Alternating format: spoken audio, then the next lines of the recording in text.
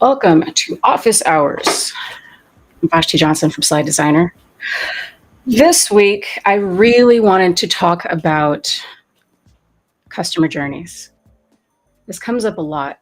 Um, this comes up a lot in both qualitative and quantitative research. So I wanted to walk through exactly how to lay out one of these from start to finish. I'll show you what a slide looks like when I've done one. This is an actual real slide that I've de-identified. But these can take all kinds of forms, right? You may have one group you're talking about, you may have a couple of subgroups, you may have more than two. Just take these as general principles and try to apply them to the work you're doing. And as always, if you have questions, you can always reach out.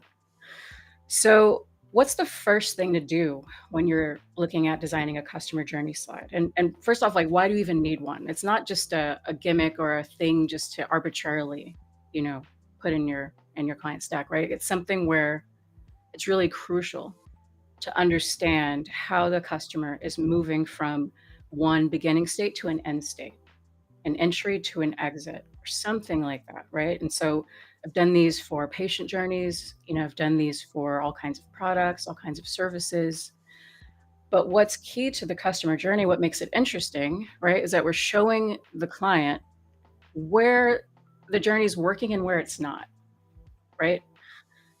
That's really the key, and so that's something you're gonna want to visualize really easily, really quickly, so that at a glance, they're understanding who's moving through the journey, what steps they're taking, um, and kind of what is moving them along or what is hindering them along the way as they get to that desired end state. So, I'm assuming coming into this that you've already figured out, who your subgroups are, who's going to be a part of this journey. You've already figured out what those steps are. What's really important is to understand how many of those steps there are, right? This is a visual medium, and so we're laying this thing out on a finite space, right? So your slide, hopefully it's widescreen. If you're still using 4:3, I don't know what to tell you, you're missing out. You're missing out on some additional real estate there and some flexibility by not switching your template over to widescreen. But you've got finite space, and you've got to try to pack as much information into this space as possible, right? So the more subgroups you have, the more steps you have in your journey, the more. In this case, less is more, right? Unless you're doing something like a big poster, which you're probably not, and even then the same principles apply, we're just scaling it up. You can't get sloppy just because you're on a bigger piece of paper, right? The same principles apply. Less is going to be more here. Um, if you've got, 5 steps in your journey, you're probably in a good place. Go back to your outline, go back to where you're writing the content for this slide, and understand exactly what those steps are. If you've got 8, 9, 10 steps, maybe reconsider the medium. PowerPoint may not be the correct way to go. You may want to discuss with the client a different way to show that, because as I'll show you, you're really limiting how much space you have to explain each of those steps, right? So 5 is a good number. Really the key is not the number itself, but is each step, like, are they mutually exclusive? Is each step really explaining a discrete step in the process? If you've got some overlap, if you've got 2 steps that are kind of like, maybe you could smush them together, you may be better off by making that be one step, or it could be beneficial to make that, become 2 steps that happen simultaneously. And I'll show you what that looks like. So the first thing is to understand what that number is, right? To get to a slide like this one, and I'll just kind of show, this is a really de-identified customer journey. I hope I de-identified it all the way. Yes. I didn't leave any random bits of logo or anything like that. But this is a real journey slide that had 2 subgroups that enter the journey at 2 different points. As you can see, one comes in step 1, one comes in at step 2. And they sort of diverge, one barrier. And I'll get to what all those things mean, right? But what I want to show you is that there's 5 steps happening in equal columns on the slide. So let's figure out how to lay out this slide, right? So I'm just going to sketch it out real quick here. And maybe I'll have it so you can see both the final and this at the same time. Let's see if that works. All right. So if I have a slide, I'm just going to draw a terrible rectangle and it's going to fix it for me. Nice. If I have a slide, the first thing to think about is what are the limitations of your template, right? Because you're going to want to maximize the real estate on this slide in a big, like a big way. Um, and oftentimes I see a template that has a bunch of, I call it image junk, just kind of hanging around on the sides and in the corners and stuff that gets in your way. Big logos, big swishes, big swirlies. Like you just ain't nobody got time for that. We got to move all that stuff off of the slide. And it's not to debrand the slide. It's not to say that this slide is not, it's going to live in the context of the deck. Everyone will understand that it is this client slide. We'll leave a logo on there. We'll leave all the, identifying brand colors and things on there. We're just going to quiet it down a bit.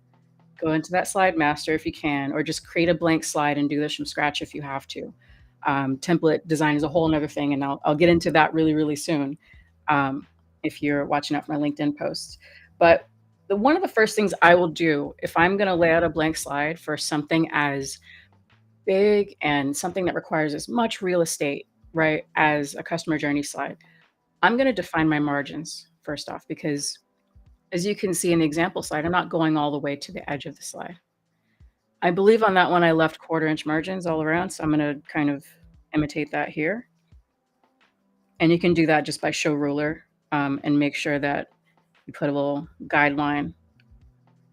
That one looks kind of weird. You put a little guideline 1/4 inch in on every side of the slide, and that tells you where to stop putting stuff, right? So you can even align a text box to that.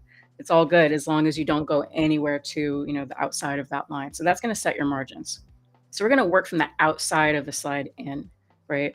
It's really important to leave as much in as possible. So we're going to be really minimalist here. So next, there's probably some minimalist version of your client logo. I'm even using the minimal version of my logo here, just the mark. I don't have the full Slidedesignr in that top left corner. So let's pretend that that's where our client logo is too. It's going to be here somewhere, right? What that logo is doing is it's limiting, in this case, the vertical space, and I'll show you why. Because we're probably going to want to align the title to that logo. Oops, I don't know why that disappeared. We're probably going to want to align the title to that logo. Oh my God. Not as good at notability as I am at PowerPoint. All right, so we're going to align the title to that logo. And that's going to give us, it's just not going to eat as much into our vertical space. Imagine there's another line here. Our title shan't go below that line. So don't get wordy with the title. This is going to be a one-line title. We don't have time for like blah, blah, blah, blah, blah. The journey is going to do all the talking here. That title should be really short, something that describes the journey in one sentence. This is a case where I might even say something that's not an idea, but just a category, like this is XYZ customer journey, something like that. But it would be nice to be as descriptive as possible in this line, just really brief. The next thing is going to take up a lot of space in here. Typically, you're going to have some kind of footer, right? So down in here, your rectangle yet again. I really struggle drawing rectangles, y'all. What's up with that? Okay, let's try this way. Nope. Just watch me draw. Oh my God. Okay, I'll do it this way. Your footer is going to be down in here, right? And your footer is typically going to be something like confidential. It's going to be something like the URL or copyright, something like that. It's going to take up just a tiny bit of vertical space, but it's not zero, right? It's something. Go ahead and align with that your slide number, because it is also small and won't take up very much space. So that will define how much vertical space you have down here. And notice I'm leaving a slight margin above it so that you're not slamming anything right up against it. Margins, white space, you kind of have to fight for those all around your slide. And so I'm grabbing, not inches, I'm grabbing, fractions of an inch wherever I can to try to keep some separation between all the elements on the slide. But these are the things that are going to be just, this is the template. This is the look and feel of the template, basically, that we have to work with. But notice that this entire area, that's what we have to work with to create our journey. And so that's how the one that's, if you can see it on screen, that's how that was created. Was I worked from the outside in to get to, okay, where am I able to actually put stuff on this slide, right? So the next thing is you're going to start thinking about, like I said, how many things do you have, that entry, that exit, and then the steps in between. So in this case, I have 5 steps. Um, Figure out how many steps you have, and then that's the number of columns you're gonna get to lay this out. I'm not gonna be able to, distribute horizontal, but that's how I would do it in PowerPoint to make sure each of those columns was equal. But since I have lines here already, literally, shape, line, right? That's what these are. That's a terrible arrow. You can create more lines to define those columns and then align them to each other by align, distribute, horizontal, and that'll give you those equal columns. So I'll just kind of imitate that here, and I'll just pretend like that's 1, that's 2, that's 3. I hope these are straight. They might not be. 4, 5. Okay, pretend those are equal. Our secret. But essentially, that's gonna tell you where you can define I call it a content area for each of the steps in your journey. So think of each content area as a mini slide that explains each step in the journey. So rather than getting bogged down in the entirety of the slide, you can break it down into its elements and take it one step at a time. It not just makes it easier, but it makes it easier for your audience to comprehend what's going on. So treat each as a mini slide. That's 1. 2, think about color at this point only in terms of contrast. So I want you to think about your subgroups. In this case, on this slide, I have 2 subgroups. And I deliberately chose 2 colors in the template, in the color palette that were high contrast. So blue and yellow are high contrast. And it's a pretty dark golden yellow, so it'll actually, like, you can see it on screen, right? I also could have chosen orange, but there's a reason why I didn't do that, and I'll get to that.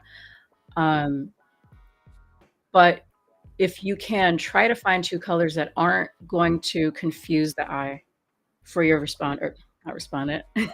You're done with them by this point, for your client, so that they can tell at a glance, "Aha, this is subgroup 1 and this is subgroup 2." Um, if their colors are too close and they're gonna have to, try, "Wait, is that group 1, group 2?" You don't want any of that. Create high contrast.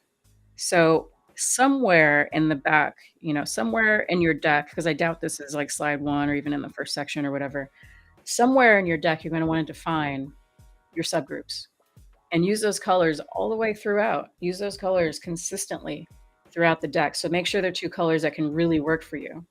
Um, like, don't use red or anything like that, because that's just gonna be really, I could do an hour on red. Really could, but I'll get to that because we're gonna use bright orange, we're gonna use red, we're gonna use that in here to try to signify something really important. So you wanna save those kinds of signaling colors like that for later. But if you can use these 2 colors consistently throughout the deck to define those consumer groups and say, every time I talk about group 1, it's gonna be blue. Every time I talk about group 2, it's gonna be this gold color, right? Then by the time they get to this slide, your client already knows exactly what they're looking at. They already know, boom, that's group 1 and that's group 2. So you want to kind of lay the groundwork for the visual language of a slide like this way before you get here. So we understand that. We understand our colors. We understand we have 5 areas here. Another thing to understand is that we got to name each of these steps. We got to name each step. And the name should be as descriptive as possible so that it's really, really clear what's going on during that step. Now I've removed the names here because I de-identified the slide. But each of your names is going to be the heading for each of these sections or content areas, mini slides, right? So your heading is now going to go here. These are text boxes. And they should be equal because our columns are equal, even though I'm not drawing them that way. But your heading is going to go here. And it should be the largest font on the slide. The largest, darkest, most easy to read, because at a glance, someone should be able to go, I get it. I know what the 5 steps are. I can go into my next meeting and talk about it intelligently. Um, if you have an explanation of each step, if you need to have that explainer, I don't have that on this, slide because I followed up with detail slides for each step that gave the full sort of explanation of each one with more data, with more quotes, with all that good stuff, right? Um, but if you wanna have a 1 or 2 sentence, just real brief, highlight of, first thing respondents do is they do an online search to learn more about the category. Boom, like whatever that is, right? Then that sentence is gonna appear here. Real easy to read, right at the top, real brief. Um, so there's not just reading about the journey, there's also the visualization of the journey. So, as you know, we're gonna get to something like that, right? Of course. But just so that you are clued into thinking about how to tie the 2 together, make those headings so they're descriptive and something that's not too vague or abstract to be able to find an icon for or find a picture for. I've used icons here. I've used groupings of icons here, and I'll get to why. You may even use just one icon. I've definitely done journeys like that. But photos are great here too to humanize the journey and show. I've, definitely done, like I said, patient journeys where, you show that the first step is a person having a symptom, and they look very, concerned and they go see their general practitioner. So it's a photo of someone talking to a doctor, and blah, blah, blah. And then at the end, they're fine and they're like, riding a bike or something, right? You can totally do that. Photography is great for this. But I'm getting ahead of myself as usual. So the next thing is that we got to start laying out this path, right?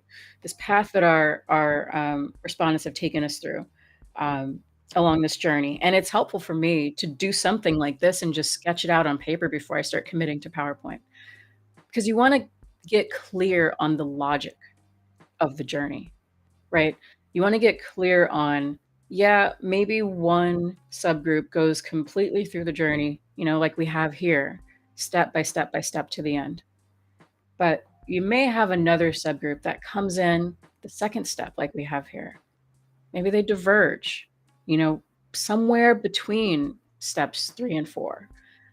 You got to figure that out on paper. If you're spending time in PowerPoint trying to figure out the logic of your slide, you're gonna end up wasting a lot of time messing with formatting and color and a bunch of other stuff. Just do it on paper.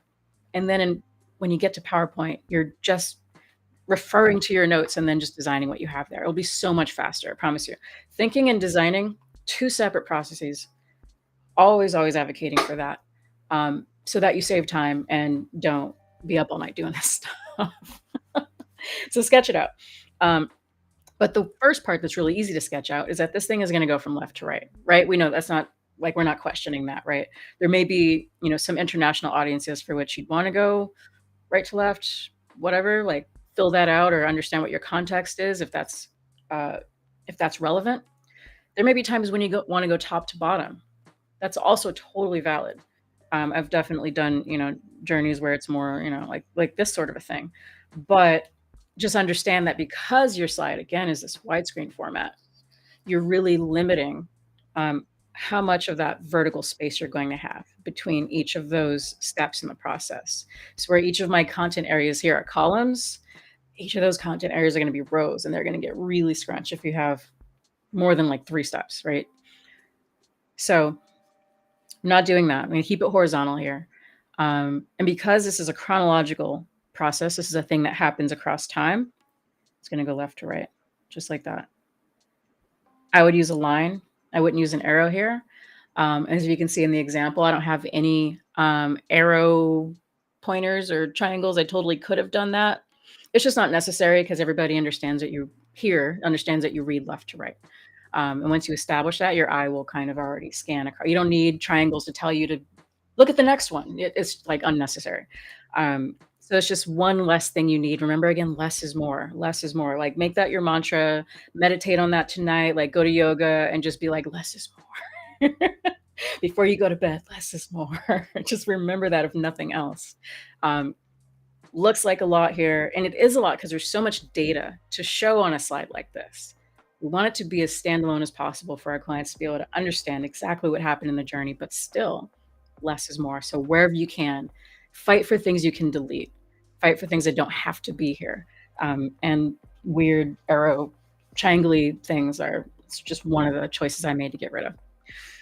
So left to right. Now, you want I think it would be important to show the beginning and the end as two very different states, right? So I'll do kind of a simpler version here, but I'm using these circles to notate, nodes along the journey. I mean, obviously, you could use squares, you could use whatever you like, but figure out how you're going to show we're at a new step in the journey. We're at a new step in the journey and be consistent about how you show that, whether you use circles or I kind of use like bullseyes here, right? Um, you can put an icon inside of there. You can you can kind of have an icon floating above here, something at the top here. But what's important is, and I'm going to do this like that, is just make sure that your beginning and end state are very clearly defined. Right? So that's the first thing to do. Here in this case, I've used this entry step one to show like, I've got an idea. I'm thinking about this. You could do something like that. You might show something like, respondents tend to be very unhappy here and they tend to be very happy here, you know, whatever that is, right? You can signify with color, but you want to have a very clear beginning and end state. Now, for all the steps in between, how do you visualize those? What icons do you use? You can table that and just leave a placeholder for yourself. I like to come back to that later, actually, because when I start putting in the supporting information, it will start to give me ideas on how to visualize each step. So, how am I creating all that supporting information that's down below here? So, in this example, it was important to show what was working about the journey and what wasn't working about the journey. Now, there were things that were in each step. Maybe there were more things that were working. You can see around step 3, something starts to break down, right? So I'm using those kind of sparkle icons. They're green to show you, hey, all good. This is great. At a glance, C-suite can see that there's more green over here. Awesome. But those barriers, those like construction barrier thingies, right? Those hurdles, they're really, really bright and they're a warm color and they're not red because I don't have red in this template. So please don't be grabbing just like the hex code for a bright, bright red is like 0000FF or something like that. Please don't just try not to use that red if it's going to clash with your template. It's one of the most sort of like, it looks amateurish when you see that you can see it from space that it's like, aha, you grabbed just the, straight up default red that PowerPoint gives you. Try to find a red if you don't have one in your template that harmonizes with your template. You can go to a site like coolors.com. I think it's COOLORS.com. Pop in your primary brand colors, and then it will automatically generate a red that works with your template. I swear it's totally worth doing. So use that warm, bright, kind of warning color to go, hey, these are barriers. This is the stuff that isn't working. So you can see from space that around step 3, kind of going into step 4, something starts to break down. And that way, whoever that step is relevant for, that could be product team, right? That could be marketing, whoever that is. That could be somebody who's, head of digital, whoever that is. Now they know, oh man, okay, we've got some work to do. We've got some real work to do. Whoever's, in charge of step 1, maybe they're fine. Maybe they got a couple bits of feedback they need to action, but we really need to rally around this step 3 and 4. So you can see that at a glance, and that's how we want to be using color, right? So those sparkles, kind of green, kind of cool colors, sounds like on a traffic light, feels kind of green, like, okay, things are fine. Yes, go. use those kinds of colors there, but really reserve your hottest, warmest, brightest colors for situations like this. Um, and so for templates where there's a lot of red in the primary, I will design a lot of their slides in the front end almost in grayscale. I'll rely on the neutrals in their palette, and I'll still reserve that brand red for those moments where I need to go, "Uh-oh, something right here."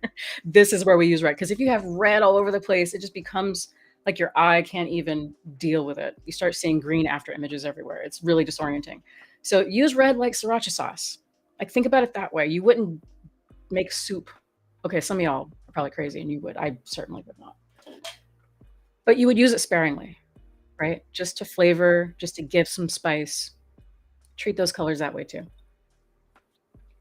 So that's what I've used orange for here. So what I'm laying out here are, and it may not appear so, and you'll have to play with this because only you know how many barriers and how many of these things that are working you're going to have per step. So you got to figure this one out. But imagine that this is a table. Oh, before we do that, I'm going to show you one more thing that's going to take up some of your space. You won't like it, but it's too bad. You have to have it on here. You need a legend that explains all those things I just said. So you see in the left, bottom left corner of my slide, I've got a legend that says, "Hey client, this is how to read this thing." And I've made it gray on purpose because I want it to sort of not visually take up space. I just want it to be a reference. If you're looking for, how do I read this? Your eye should just land on it, get it, and then move on. And it shouldn't be a thing that you think about ever again once you understand it.